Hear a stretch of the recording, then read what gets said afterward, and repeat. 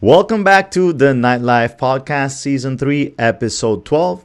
And today I come to you from my home office slash studio where, I brought this to you guys because a lot of you are asking that you want to be part of the show and you want to be able to bring value to people in the nightlife industry all over the world.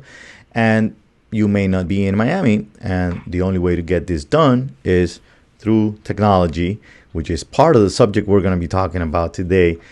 So without further ado, we go to the Netherlands to my friend, David Franzen. How are you, David? Yes. Hello, hello. Yes, I'm doing very well. Thank you for having me. Dave, so anyway, I just start usually every show with telling everybody a little bit about who I'm interviewing. So why don't you help me with that? Absolutely. So my name is David Franzen. I am the founder of a company called Nocto, based out of the Netherlands. And we've been working on what we think is a really cool project that's we think gonna really revolutionize basically the nightlife industry, bring to it an aspect of introducing modern technology basically to what we think is still a very old school industry that is still using quite outdated ways of marketing and relationship building. And so I got in touch with Julio now I'd say almost maybe 6 months ago or something. I was just looking out for people with experience in the nightlife industry. And your name popped up, and we've been in touch for a couple times through Skype, through phone calls, that kind of stuff. And just really excited to be on the show today.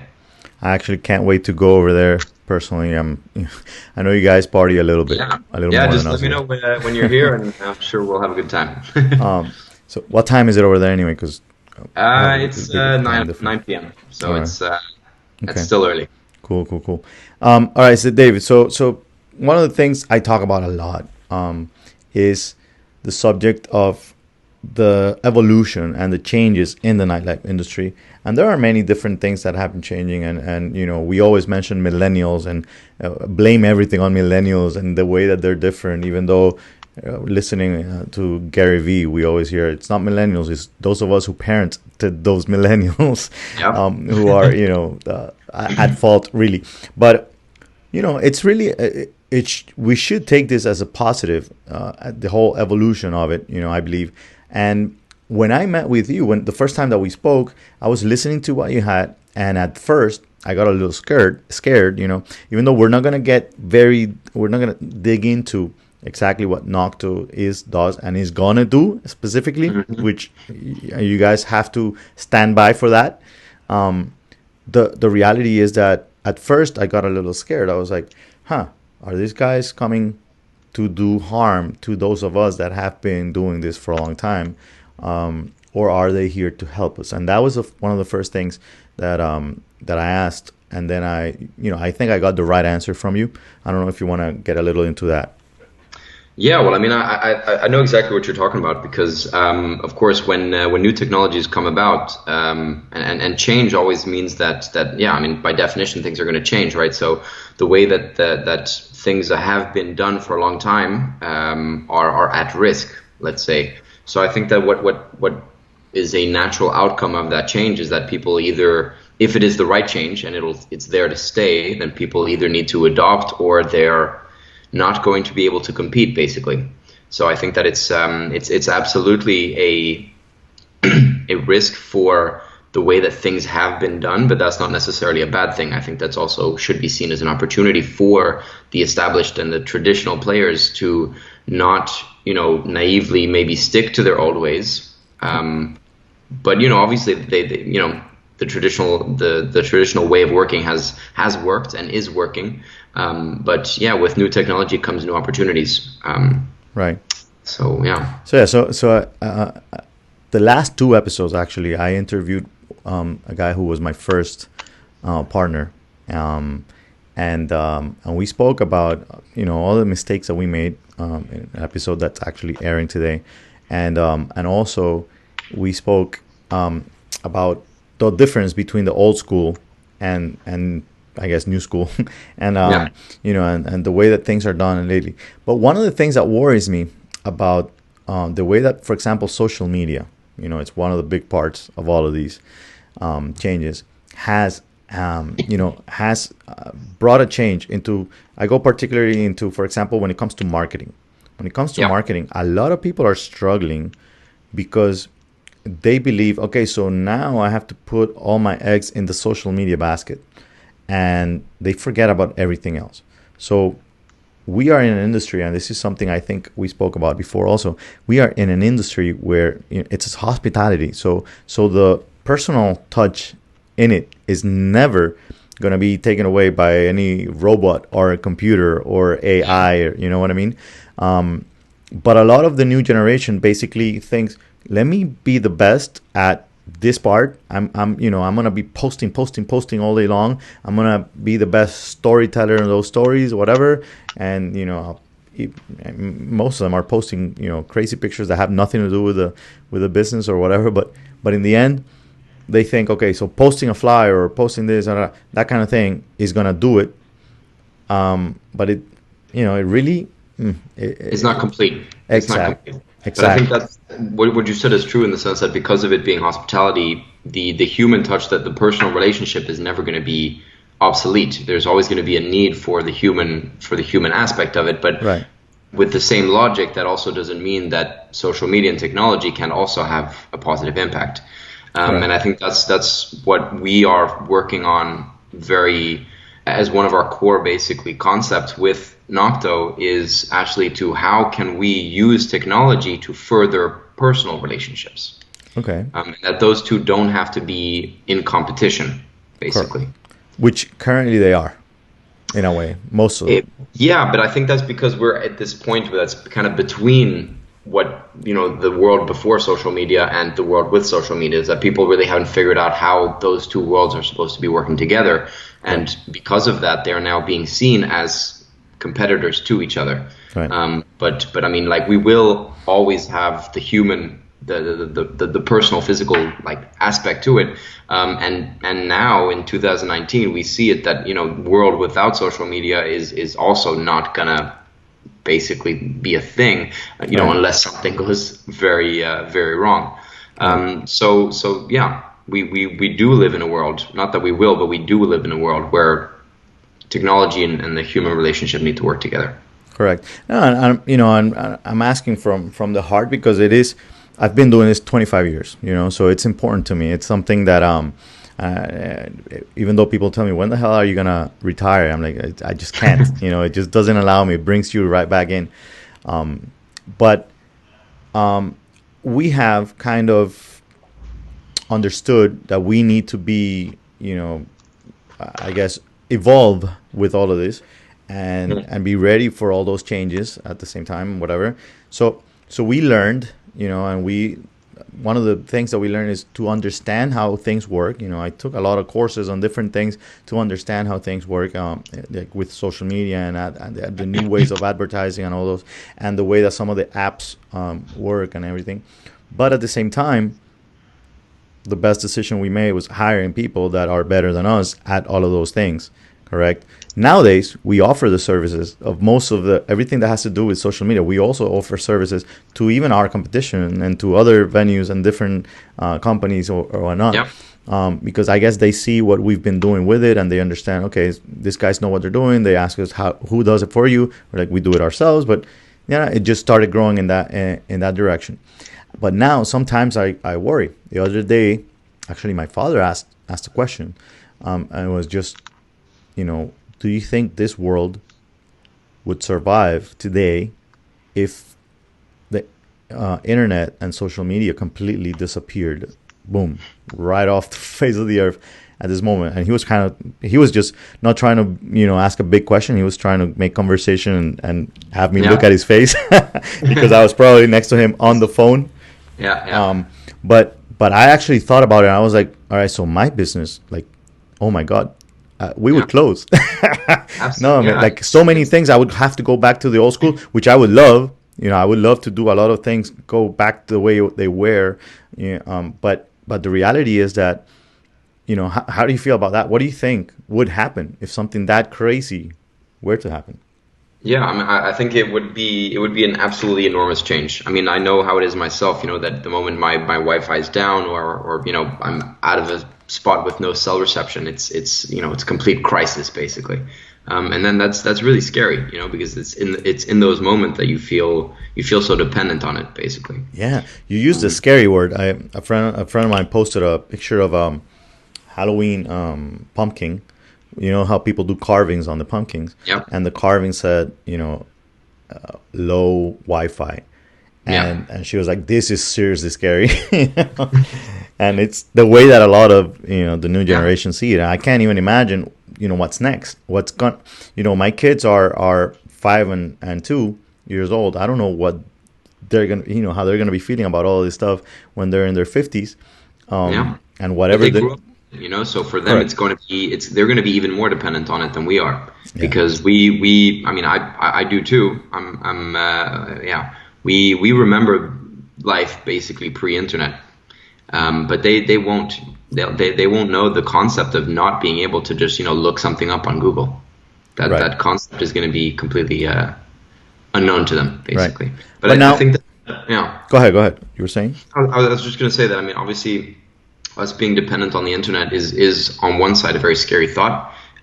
But again, I think that it does then open up ourselves and our business basically to a world of opportunity in the sense that it is a medium then that we are dependent on, but it is the medium that opens ourselves up to connecting with people on the other side of the world. This Skype call being a perfect example of that. I Right. mean, without the internet, I would not have found you. I would not have been able to connect with you. We Correct. would not have been able to discuss what we're working on and your expertise and your network in Miami and Right. the ways in which that this could be an opportunity for both of us. So there's a clear amount of advantages also It's, that of fun- course it's, the it's funny that you internet. mentioned that part because the conversation that started, that my dad started, ended kind of in a very awkward conversation of the way things were back then, back in his, junior years, and how they would date their cousins because of not being able to reach anybody else. It was just like Yeah, that that, was it. those Like are the take people it you or leave it. see. Yeah. When you lived in a small town, and it was like that's it. Your cousins are your neighbors, and whatever. It's like all right, just date the cousins. And I'm like, so I'm glad that is not that way anymore. Yeah, Um, I think we all are. Yeah. and who knows? At some point in time in the future, not hopefully not too near. This, how you talk about being able to reach me now. Being in the Netherlands and me here. Who knows if we are having conversations about the guy in Mars and the guy here and different Yeah, planets. Like eventually. it's Eventually, yeah, that I guess is that's a very strong possibility if things continue that's as they are. that's one thing I would love to see, a party in Mars. Yeah. Yeah. So what do you think is the best thing that it brings when it comes now getting back into mostly nightlife? When it comes to nightlife, what do you think the technology in general, everything that has come out, the things that are um, that are being built and are Yeah. underground and not being told and talked about, Yeah. because I'm sure there's many things that are being built at this moment, because a lot of people, I've realized, by the way, that a lot of people are trying to catch on to this niche, in the hospitality, but mostly in the nightlife. Yeah. There It's it's hasn't it's an been. underserved market for sure, Yes. especially with regard to technology. I mean, you look at any other major, or I wouldn't, yeah. If you look at banking or healthcare or agriculture or infrastructure, all of those have already been revolutionized by technology and now have established tech in place that Right. is core to how that industry works, but that hasn't yet happened in nightlife. Right. And I think that part of the reason for that is because when investors look at what they have money to spend on, basically their first priority is not going to be basically to invest that into nightlife, which is understandable because healthcare and agriculture and all that kind of stuff goes obviously above in the priority list. Nightlife is a thing that results from disposable income, but that also doesn't mean that we can simply ignore it, because it is a huge industry, Right. both on a local level but also on a global level. I mean, every medium-sized town has a bar. you Right. know. By the way, for us Latinos, disposable income is everything that comes after the money you spend on nightlife. Right. Yeah. It is a fixed cost. It is a Correct. fixed Correct. part of your budget. Right. I see. Nice. No, but I think one of the things is this: the apps, for example, any app that's been built out there, they have to think about the club Yep. ownership or management, whatever. They have to think about the promoters because there is that marketing group in the middle that is Hmm. very involved in a lot of the countries. That's one of the big cases here, that it's not the same everywhere. And Yeah. then you have the end user. Hmm. So which is more important? Well, they're all important. I mean, if you take away the people, then the clubs are going to close, and if you take away the clubs, then people are just going But to set up do you house think parties, I do you guess. think there's any way to say, for example, like chicken or the egg, like what comes first?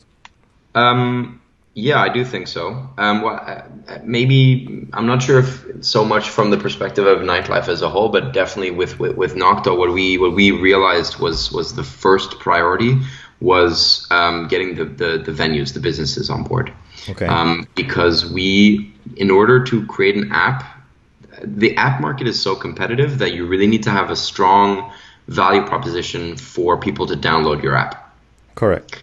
And if you don't have participating bars and clubs and restaurants and hotels and whatnot that are in your system, then unless it's a peer-to-peer app like Tinder, um, you are dependent on there being venues that are participating for there to be a reason for people to have the app in the first place. So we Right. absolutely focused first on the B2B side, Right. and then when we had a local critical mass of bars and clubs, that's when we started marketing it to the people. And then it was interesting for them because they knew that they could go and use our service basically in those locations Correct. How difficult is it to get clubs to use a service without when users. there's no users yet? Exactly, or very few. It's very hard. I mean that's part of the game. I think that's the case with anything. I mean, you need to have a demand and a supply. You can have a whole bunch of stuff, but if nobody wants to buy it, it doesn't matter really that the thing is cool. Right. So it's really hard, and I think that it's it. I don't want to say it's particularly hard in the nightlife industry, but because of the fact that a lot of the decision makers on the business side are more traditional, are more old school, without users, we really need to pitch to them based on the potential that this app has and that this Right. business has to bring to you. But if they haven't experienced the need for this in the past, like I've done very well as a business owner without this app, Right. then it's very hard to convince them basically to invest part of their brand reputation and of course then a subscription fee or whatever your business model is Correct. to purchase a product that you don't need yet. Right. But that's what we're telling them is basically like, yes, like at this point, it's early days, but we're Right. building something here that in whether it's a couple months or whether it's a couple years, venues will need to have this service in order to compete. So the way we kind of came about that is to kind of create like an early bird discount. So we kind of packaged it up. We identified what the price would be for a full year for our service, and we Which said, look, which which by the way, David, I mean we spoke about this. We spoke about those prices. We spoke, and I'm being 100% honest with you. I've talked to other people that are doing other things, and you nailed it on that one. It's very yeah, important. It is very important to have that yeah, early bird. You know. for sure. I mean, and we had to kind of subsidize, I guess might be a good word actually for it. We had to subsidize the business side of it to get the chicken on board, so that we can start laying eggs. Correct. Yeah. That's cool. So yeah, I think that they're both important, but from our perspective, we had to start on the B2B. So I So mentioned a little, time back, the difference between the way that people do this in different countries. I hmm understand that your plan for Nocto is to go worldwide, and I believe it will, and it will do great worldwide. Now the thing is this: how difficult is it with the fact that things work differently in the different, countries, markets, whatever, especially when it comes to the way business works. For example, here in the US, we talk about the promoter. For Yeah. example, a lot of the businesses work with promoters. The ones that don't have promoters most likely end up looking for a promoter at some point in time. If we're Because they need talking it. nightlife, that's I don't know how much of that is true in the Netherlands. It's yeah. Well, I mean, we discussed this as you said in our previous calls that in the Netherlands, having like employed promoters is quite rare. Right. I mean, obviously you have ambassadors, you have people that are promoting in not in as official of a role. Right. Just people who are associated, who know the bartenders, who know the club owners, who of course are going to share the events and talk to people about it. But it's not as formal of a relationship that those people have with the Right. venues. But Right. I think that's kind of where social media comes in, because you mentioned something interesting here where the venues in Miami, for example, they either have promoters or they look for promoters, because promoters are their way to reach the people. Correct. And that's kind of what I want to talk about today as well, is the role that social media is going to have in connecting the people with the venues. Hmm. And you mentioned this as well before, is that kind of the promoter aspect is potentially not in its entirety at risk, but its importance in the nightlife ecosystem is a little bit at risk, because now the venues depend on the promoters to reach the people. Right. But with solutions like the one that we're building, and I'm sure a lot of other people are building something similar because of the fact that this market is huge, social media presents an amazing opportunity for people to explore, to discover, to find out about what's available, what it's like, where to go, where not to go, where to go when. Right. And from the business perspective, also a way for them to promote themselves, to be seen or to be found by the people. Correct. So it's social media, especially, or not especially again, but in nightlife is going to be and already is a crucial aspect in marketing. I mean, a venue could do well, not great, but could do well by basing its marketing exclusively on social media. That is correct. That is true. I mean, then depending on that, for example, let's not talk about the fact that, the internet's not going to go anywhere, but apps, for example, do come and go. We don't know how long, for example, Instagram, which is the one that people are putting most of their eggs into currently, Yep. where it's going to go. Over here in the US, I don't know how big it is over there, but TikTok is right now blowing up like crazy. I have no idea what what the reason is that people are doing those videos. I spend, some time watching them because it is funny, and I don't know, I like it in a way. It's entertaining. I just haven't figured out how marketers are going to be Yeah. able to use it for this. Even though I do see sponsored ads, and some of them, I go, oh, that's what they're doing, but it's not that that common. And I think it's like 20-year-old average. Like that's like I think it is. I think it is more for the younger demographic. I mean, obviously in the States, the drinking age, for example, is 21. yes, So the majority of TikTok users on a end consumer level are probably too young to be right. participating in nightlife. Um, But for example, I did hear that some companies, because TikTok is for some reason being used by big companies, and they are to built reach, yeah, to, young audiences. but those Yeah. young audiences to convince their parents of buying stuff too. I So see. I see you watch Gary V, because I watched the Gary V thing, yes, and he was exactly talking about that. yes, Like yeah, that. Through TikTok, you might be able to you might be reaching audiences that are slightly younger than your actual purchaser. yeah. But I hated Gary the first time I heard him, and then I yeah, realized that I hated him because he was me, but it's good. made Yeah, made it much better. yeah, But yeah, I believe 100% almost everything he yeah, talks about. So. yeah. And actually, it's one thing that I would love to ask him at some point in time is, because he doesn't talk about the nightlife much. He's talked about hospitality. He's talked about restaurants interviewed a few people in the restaurant industry and all this, but I would love to see what he thinks about this evolution, because besides social media, there's other things that are also evolving in the nightlife. And I have talked about this before, is the fact that a lot of people are doing different kinds of events that are not even during the night. A lot of Yeah. brunches around the world. A lot of happy hours growing a lot. Before it used to be a lot of after hours, and now there's not that many after hours. At least here in the U.S., I don't know. Again, Yeah, if it's I can different. see the same trend here. I mean, I think that it's people realize that it was nightlife in the past, I guess, was more just confined to the night. But I guess Correct. now it's not so much nightlife anymore, but it's more events than Correct. nightlife, let's say, basically, because there's no what you need to have a good event basically is good music, good people, and good vibes, Right. which is not, the night is not a requirement basically Right. in And the yeah. hardest thing to get out of all of those is the people. And that's why for so long it's been, I guess, easy for us to have a job most of the time.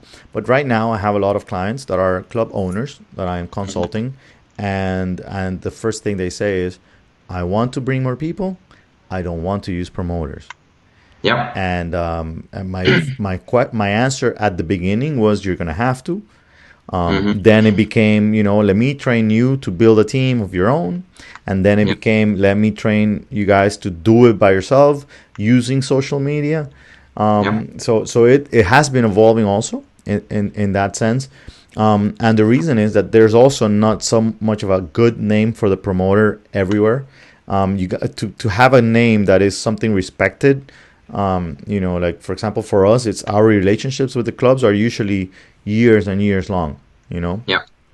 um, and usually when we leave, it's like, why, like, what's going on? We don't want you guys to leave, and it's just, okay, so it's time. It's been a decade. We gotta move on. Yeah. But most of promoters, it's like a 2 month relationship, and it ends bad because whatever, somebody got drunk, or it just, they just Yeah. didn't do the right thing, or they were selling a bottle that was a free bottle, or I don't know, so many Yeah. different things that can happen.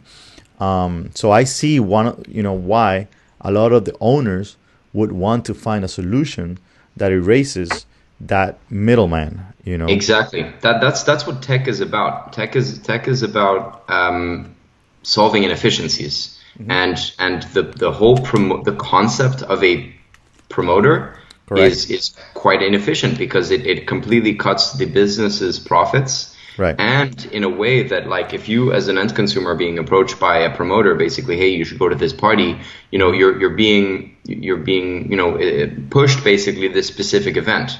Correct. But what social media is going to enable people to do is to not necessarily be pushed to going to that one event that is being promoted by the promoter, but to enable them to make an informed decision, to have access to, okay, there are 10 places I could go to, and which of them is most in line with what kind of music I want to go to, is close to my house or whatever, Correct. and has a right amount of people, not too many, not too few. And from the other side, from the business perspective, is they're going to be reaching people beyond the reach of the promoter. They're not dependent on that promoter having Right. those people in their relationship, um, and of course also saving them a lot of money. Right. So I'm So gonna I'm it's gonna I'm gonna plug myself here a little bit. One of the reasons that I teach this course on for promoters and get paid to party, which you know where to get, is because of that. It's because there's an evolution in the nightlife industry that a lot of promoters don't understand how to survive in this evolving world. So there's a lot of the old school ways that if you apply them today, there's going to be a big difference between you and anything that is brought as competition to you guys at when it comes to technology or anything like that. And even if it's not technology you're competing with, if anybody else, it's just another person, another company at the same time doing something like this, and actually going through a course and seeing what somebody else has done and all their mistakes is going to be better for you. But when it comes to the technology and all that evolution that you cannot stop, the best thing you can do is learn a little bit about the old ways and the old Yep. school ways, and it's definitely gonna make things better for you, especially when it comes to club owners making a decision as to who to work with. You know. Absolutely. That's something we noticed as well. I mean, obviously, what we're presenting to the club owners is a new, innovative, relatively then high tech solution. And what we found is that obviously, emails is not the right way to approach these people, because they're that's not, they're not sitting behind their computers reading emails all day, No, the right? open rate has gone down so much. It's crazy. Yeah, but so even though we're trying to implement new modern technology, that doesn't mean we can simply throw out the old school out the window, because what we actually recently started doing is that we actually started approaching prospect clients through post. Right. Because when we sent emails, we had a very low click through rate, because they might be receiving them, but they're very operational focused, and maybe not so much focused on their emails. But the moment we start sending them post, which is the medium through which that they are getting, they have to pay taxes or whatever, like they're getting important documents that they can't avoid through post. So that Right. the post medium is something that they will be keeping an eye on. So we again come back to the need of having a balance of new technology and old school methods. Right. David, are you planning to involve promoters with your plans with Nocto, or just clubs? Um, are you asking about involving promoters as a sort of middleman, I guess as or another entity. I guess I end up uh, being. in that case? No. I think what we are definitely going to be implementing is right now our solutions on the B2B side cater directly to the venues themselves. But we've seen an enormous demand for event organizers, which I think is not, they're obviously not the same as promoters, but it's more in that line. So Right. we will be including event organizers and Right. festivals and So artists. okay, because I see what No, I normally when I talk to people in Europe, and what they see as event organizers usually is what we see here as main promoters. right. Okay. Because main promoters here kind of also produce some events that are outside of any club or whatever. Produce Yeah. concerts, small, big, depending, whatever. Also work with clubs, but different clubs on different nights. And Yeah. that's where the issues come in. Other people that I have helped in the past with developing apps and all that kind of stuff that have to do with the nightlife You run into forgot that. one little problem, and is Yeah. they go to a club and they say, for example, okay, so give me the information of all the nights you have, and they go, no, wait, I can't approve anything for all the nights because it's a different company that runs every night. Hmm. The way we do it. So basically, we are partners in the clubs for specific nights. Yes. Um, So I see exactly where you're going with this, and we are also we're implementing basically a second profile type, as we're calling it, in our business services. The first then being directly to the bars, clubs, restaurants, and hotels, and the second profile type will enable then event organizers or right, main promoters. promoters, Right. main promoters, to also have a business profile basically, and to actively use the technology to reach potential clients, and to continuously build up that relationship. Correct. All right. So yeah. So that way, I know now that all those promoters that are listening are not gonna run out there and Yes. say, "Oh, I don't want Nocta to come to my city." If No. I see it, I've seen a lot of what you guys are doing, and I know that whenever you guys are coming over here and wherever you're going around the world, it's something that's being brought to help the clubs. It's being brought to Yes. help whoever's producing the event, and it's also being brought to help the end user, and their experience. So that is the main thing. If you are taking care of all those three, to me, it doesn't matter really which way you go, where you start first. I do believe the way you're doing it is the correct one, but I don't know how you're doing it. But you need salespeople to understand that part, and which is one thing I am not. Um, but I believe in what you guys have. I like the idea. I know my partner. There's one of them that loves what you guys are doing. As I told you before, he's been Yeah. thinking about something like that for a long time. We just think about it. We don't do it. So I'm glad that somebody's doing it. Take an action. Yeah, absolutely. Exactly. So I don't know, David. I want to leave you since it is already over half an hour. I want to make sure that so it goes by real fast, huh? Yeah, sure. Any last thoughts you want to leave people with? Any comments to either promoters, club owners, anybody that's in the nightlife industry, relevant to what we have been talking about? Absolutely. I think my closing comment would be with what you kind of also just said now, that what we're working on is not to compete with the existing infrastructure, but to improve the existing infrastructure. So we want to help people to better find and enjoy nightlife experiences. We want to help venues, brands, and event organizer promoters to better reach their audience and to create relationships with their audience. And overall, the society as a whole is going to benefit from this. It's going to make the system more effective. Yeah, what we're doing, I'm discussing with Julio a little bit now about more in details.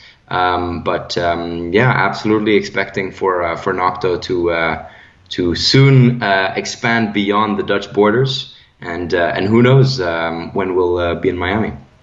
Dave, where can people find you? So I think best would be through LinkedIn. I think you post these podcasts on LinkedIn, I see, and also, of course, on your website. Yes. But I think LinkedIn would be the most effective way to reach me.